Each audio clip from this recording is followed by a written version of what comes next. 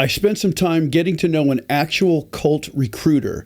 And during the time that I was able to spend with this person, they shared with me the steps that are used to get someone indoctrinated, as well as how to make sure they never leave. So what I'm going to do in this video for you is I want to show you, number one, who they look for, how they pick you out. And then number two, the 3 steps that they use to indoctrinate you. And then number 3, I'm going to show you the 4 things that they use to make sure that you never leave. Part 1, who they look for. They will specifically zero in on someone who's going through a stressful time in their life. This could be a job loss. This could be a relationship breakup. This could be a death in the family. But they need you to be in a position where there is stress in your life.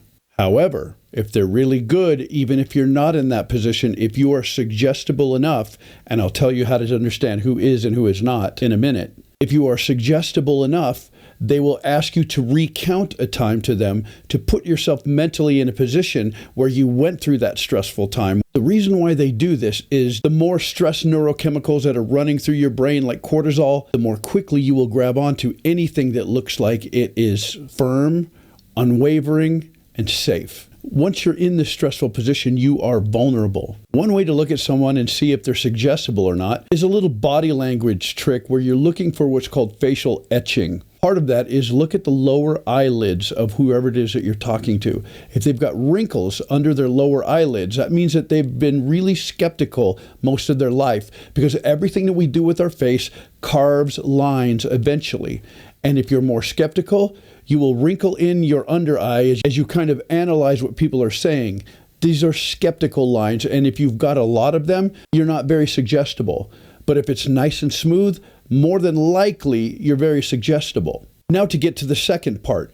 These are the steps that they will use to begin to indoctrinate you. The first step of these 3 is they need to get you to do something that deviates from your norm. Part of the way that they will do that is that every human being runs off what I like to call applications. Some other psychologists will call them scripts.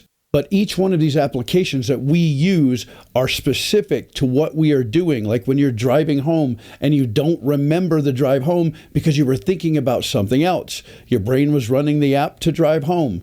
The reason why is that whenever you do something, you're running off of an app. Anything that a recruiter can do to get you away from that will begin to bring you into deviation from the norm. And this is very important. Usually what they'll do is they will catch you off guard by using what's called elicitation.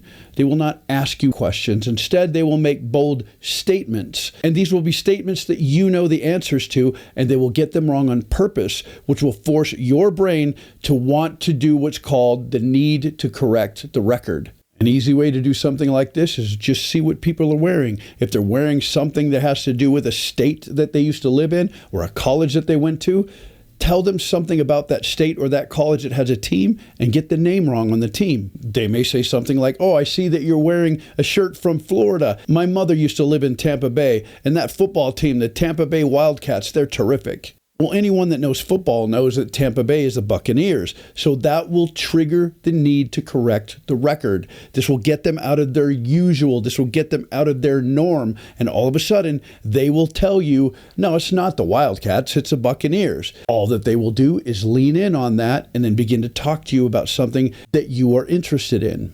This moves them in your brain from stranger mode to friend mode. The second step of the 3 that they will use is they will get you to agree to an identity statement. The recruiter might say something like, "I'm so glad to have met you because you seem to be really honest. And I've known so many people that are dishonest. They just can't tell the truth about things. And I'm glad you're not like that." And the minute that you buy off on that and say, "Of course, I'm not a dishonest person. I like to be honest," then you've immediately bought into an identity statement. And once a recruiter gets you to agree to being a type of identity, they can guarantee your future responses, which will guarantee your future behavior, because now you feel compelled to live up to the identity that you just told them about. So going forward, the recruiter doesn't need you to agree with any of their ideas, because now you will agree with them because that's who you are, because you've bought into that identity. The third part is they will force what's called conformity. This is honestly just tribalism.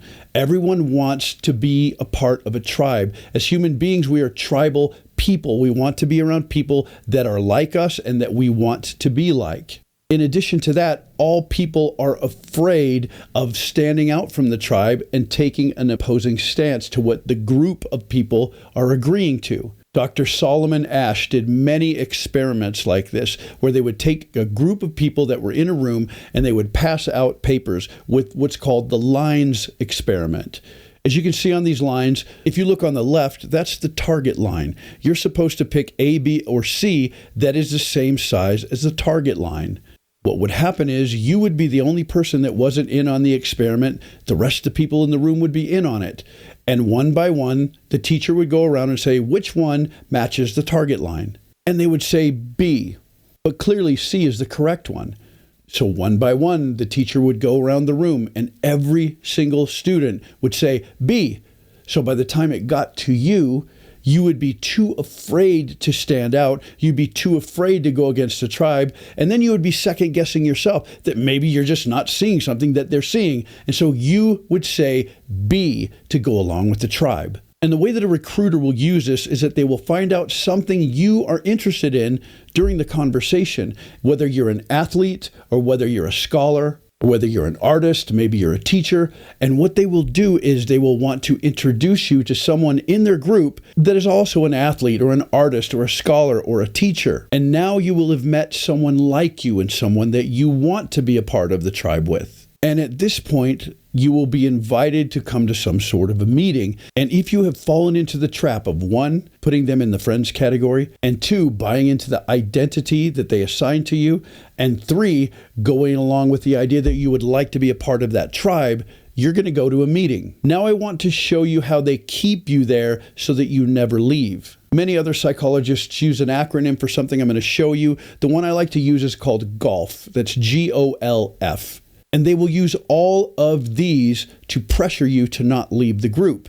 And the first letter is G, and that stands for guilt. So if you want to leave, or if you speak of leaving, they will use something to weigh guilt upon you. They will use something to elicit some sort of a response out of you that makes you emotionally feel guilty about even considering leaving. The next letter is O, and that is obligation. They will likely remind you of the obligation that you have, not only because you agreed to be there and come to meetings, but also the obligation that you have to the other members of this tribe that has welcomed you in. The third letter is L, and that means leverage. They will usually find something that you have said to them that they know that it is something that is important to you, and they will begin to leverage that. They will leverage anything that they can to make you feel the weight. Most of the time, it's embarrassment because we don't want to stand out. We don't want to be embarrassed. So they will leverage the idea of not only the guilt and the obligation, but they will leverage embarrassment and what it will do to your reputation if you leave. And if all else fails, they use the F letter, and that means fear.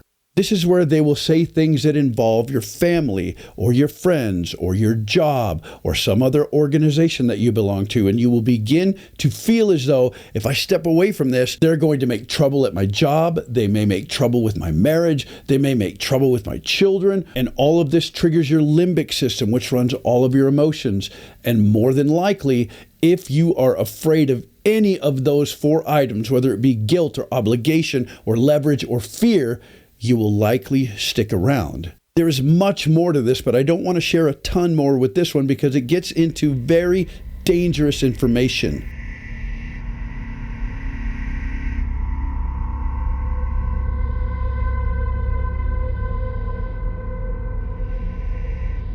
This is enough to get you started, and if you see any of these things happening, run.